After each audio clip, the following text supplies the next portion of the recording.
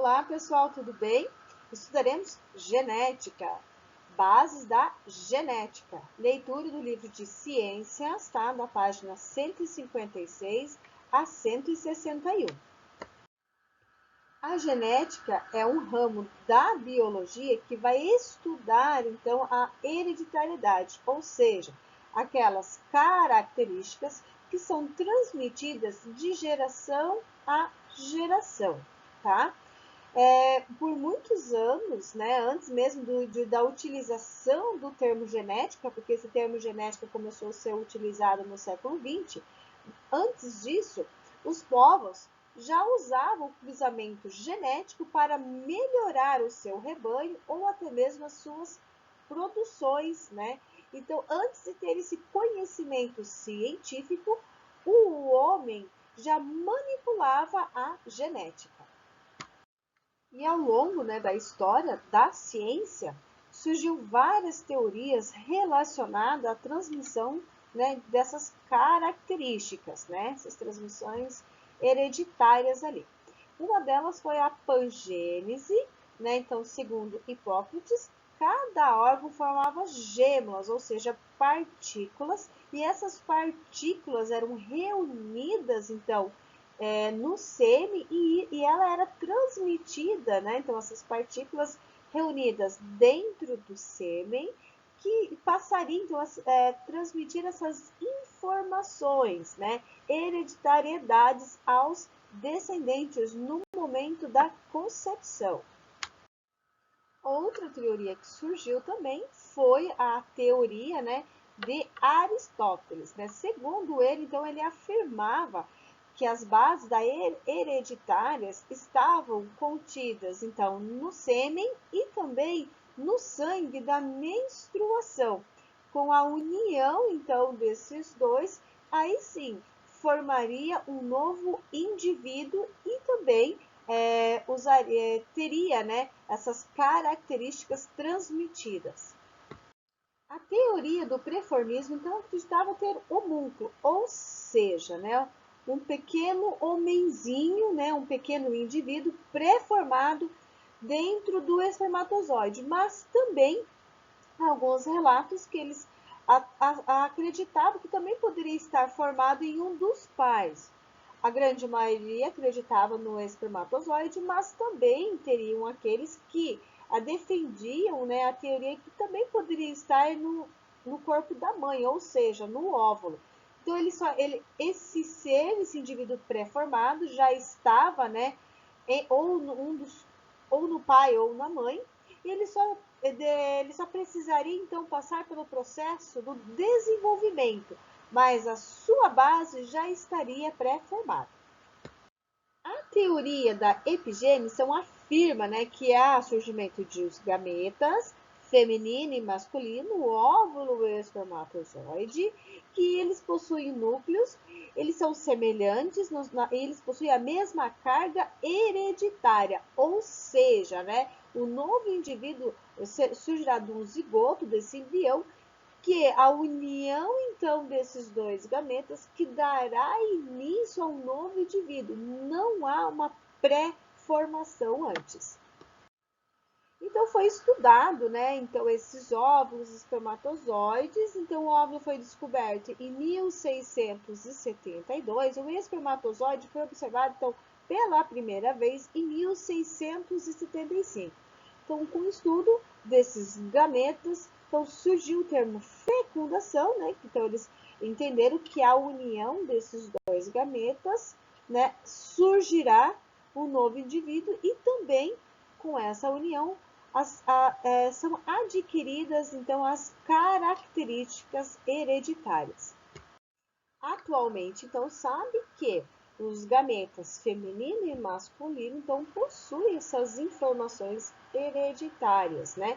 Que estão contidas nos cromossomos. Então, os cromossomos são compostos, né, por DNA, eles estão compactados e novelados, né?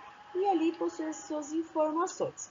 O DNA, então, é ácido desoxirribonucleico, Ele possui suas bases nitrogenadas, que é adenina, timina, citosina e guanina, né? Elas estão ligadas, né, por ligações de hidrogênios e esse DNA possui uma estrutura de fosfato e açúcar, tá? E aqui, então, nós temos a representação de um cromossomo, né, duplicado, né? Então, quando a duplicação desse material, então, esses cromossomos são chamados de cromátides irmãs, tá?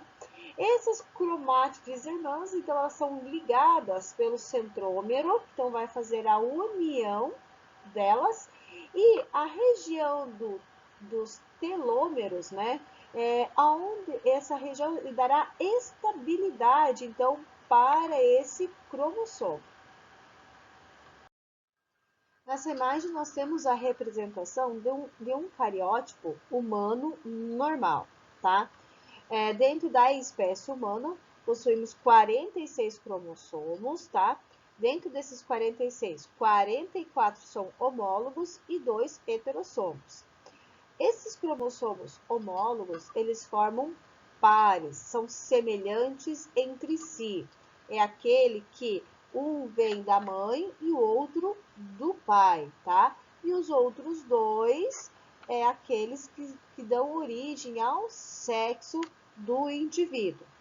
Dentro da espécie humana, então, formamos pares, 22 pares autossomos e 2 relacionado, então, relacionado ao sexo do indivíduo, tá?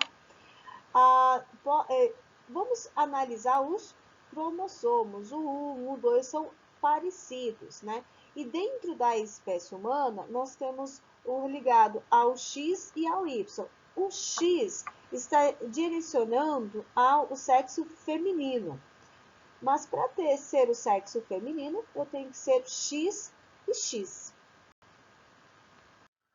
Nessa imagem, então, nós temos um cariótipo humano normal, contendo, né, os 46 cromossomos, ou seja, 22 pares autossomos, né, e os 2 cromossomos ligados ao sexo. Aqui nós temos o Y e o X. Aqui está relacionado ao sexo masculino. Lembre que na hora da fecundação, o óvulo e o espermatozoide vão fazer essa união para formar o novo ser, né? O óvulo sempre vai carregar o X, né? Que dá origem do sexo feminino. O espermatozoide, ele pode ter ou o X ou o Y. Dentro dos cromossomos, então, nós temos aqueles cromossomos que vão diferenciar o sexo, ligado ao sexo, né? Os mamíferos, então, esses cromossomos são diferenciados pelo X e pelo Y. As fêmeas, então, sempre será X, né? Então, sempre representará por 2X, né? Porque um veio do espermatozoide e o outro veio do óvulo. Então, as fêmeas sempre, né, terão 2X. Nos machos, então, teremos um X e um Y, porque um X veio do óvulo e o Y veio do espermatozoide.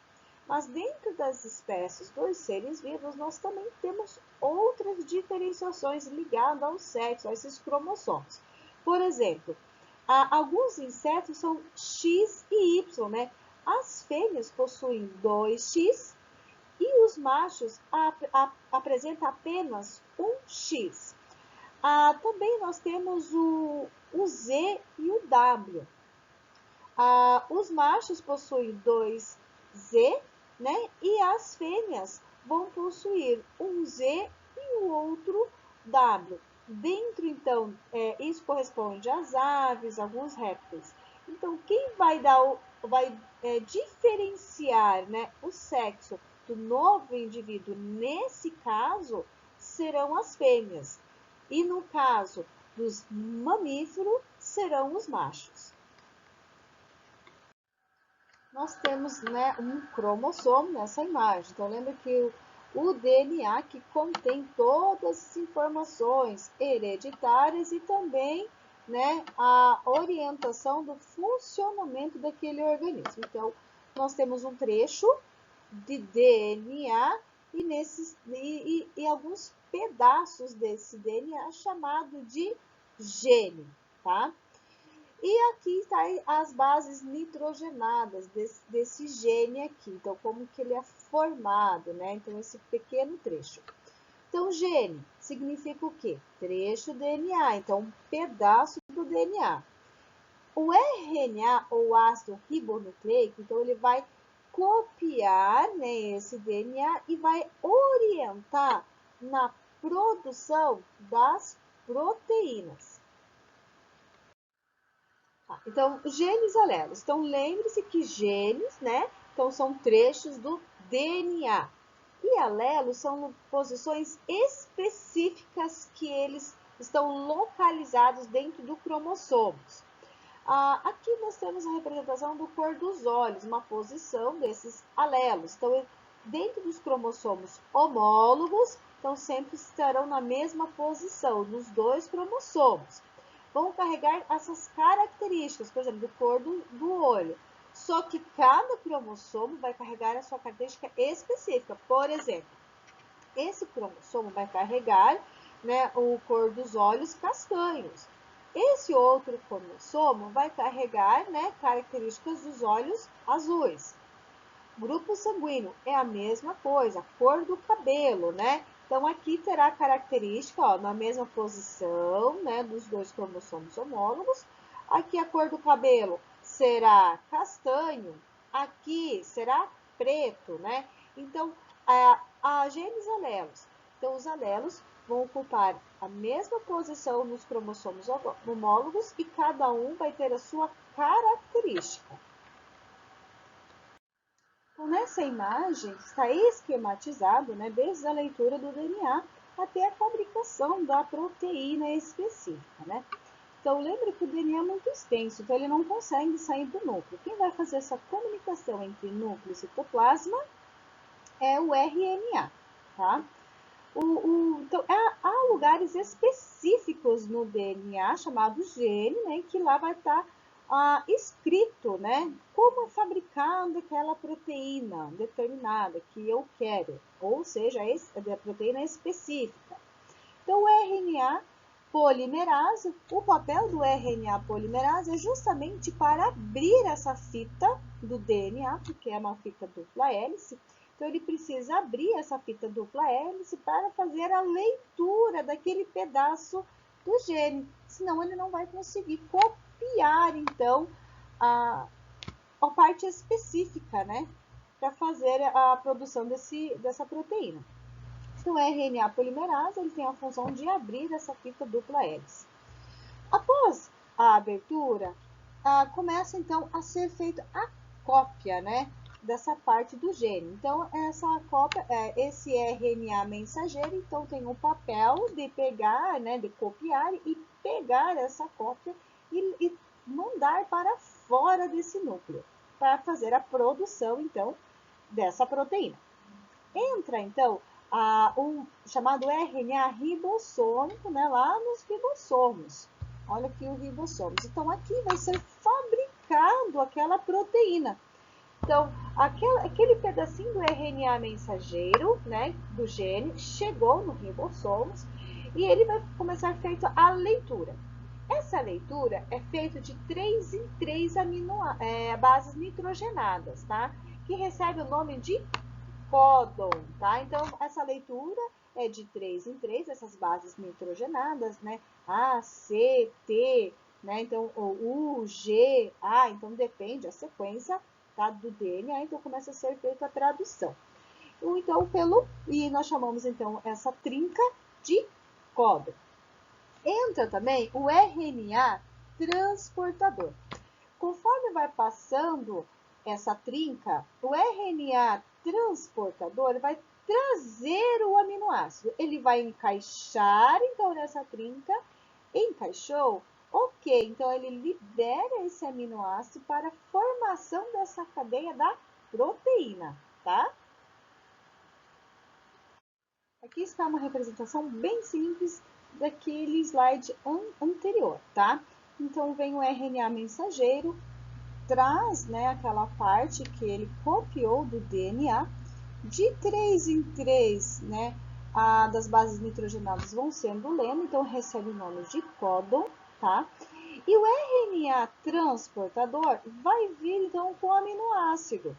Ele vai unir então essas trincas, unindo, formando, né, o parzinho, ele vai liberar então esse aminoácido, né, para formar a cadeia da proteína, e esse RNA transportador vai voltar para o citoplasma.